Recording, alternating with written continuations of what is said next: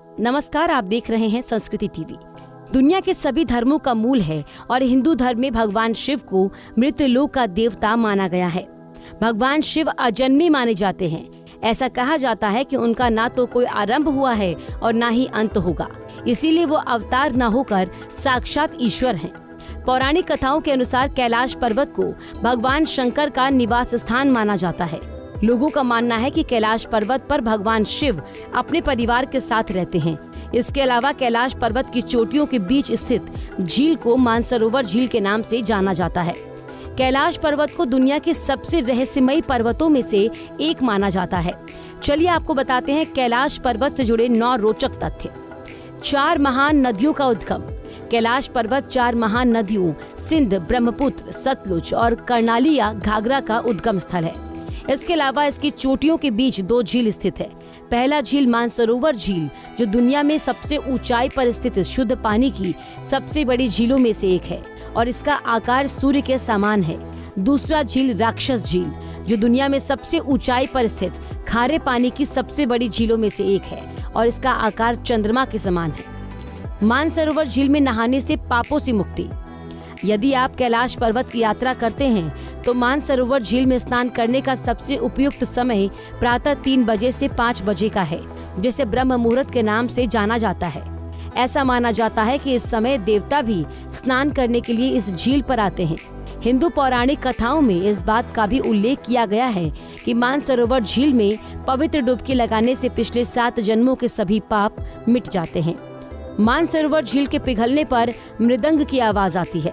गर्मी के दिनों में जब मानसरोवर झील की बर्फ पिघलती है तो एक प्रकार की आवाज भी सुनाई देती है। श्रद्धालुओं का मानना है कि ये मृदंग की आवाज है। मान्यता ये भी है कि मानसरोवर झील में एक बार डुबकी लगाने वाला व्यक्ति मृत्यु के बाद रुद्रलोक पहुंच जाता है। इसके अलावा कैलाश पर्वत के ठीक नीचे मृत्युलोक स्थित है, जिसकी बाहरी परिधि 52 किलोमीटर की है। समय तेजी से बीतता है। आप माने या न माने, लेकिन कैलाश पर्वत पर समय तेजी से बीतता है। वहां जाने वाले यात्रियों और वैज्ञानिकों ने अपने बाल और नाखूनों की तेजी से बढ़ते हुए देखा है, जिसके आधार पर उनका अनुमान है कि कैलाश पर्वत पर समय तेजी से बीतता है। हालांकि वैज्ञानिक अभी तक इसके पीछे के कारणों को ढूंढने में विफल रहे। रहस्यमयी भौगोलिक स्थिति। इस पवित्र पर्वत की ऊंचाई 6714 मीटर है। इसकी चोटी की आकृति विराट शिवलिंग की तरह है, जिस पर सालों भर बर्फ की सफेद चादर लिपटी रहती है। कैलाश पर्वत पर चढ़ना निषिद्ध माना जाता है, परंतु 11वीं सदी में एक तिब्बती बौद्ध योगी मिलारेपा ने इस पर चढ़ाई की थी। कैलाश पर्वत अपनी स्थिति बदलता रहता है। बहुत से लोगों ने कैलाश पर्वत की चोटी पर पहुंचने की कोशिश की, लेकिन कभी कभी अत्यधिक खराब जलवायु परिस्थितियों के कारण और कभी कभी पहाड़ द्वारा अपने लक्ष्य स्थान को बदलने के कारण कोई भी अपने प्रयास में सफल नहीं हुआ। जी हाँ, लोगों को ऐसा महसूस होता है कि कैलाश पर्वत की चोटी पर चढ़ने के दौरान वो अपने रास्ते से भटक जाते हैं। सूर्योदय के दौरान रहस्यमय स्वास्तिक का दिखना।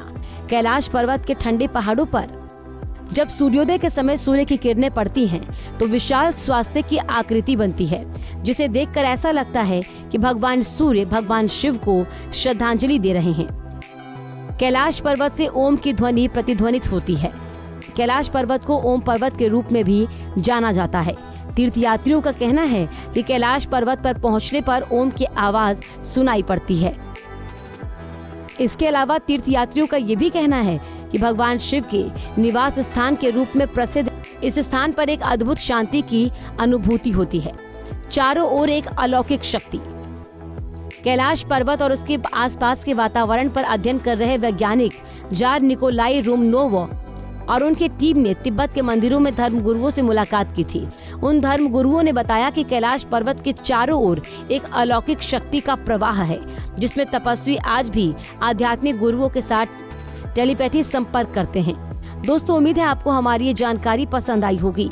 ऐसी ही धर्म और आस्था से जुड़ी जानकारी के लिए देखते रहिए संस्कृति टीवी। धन्यवाद।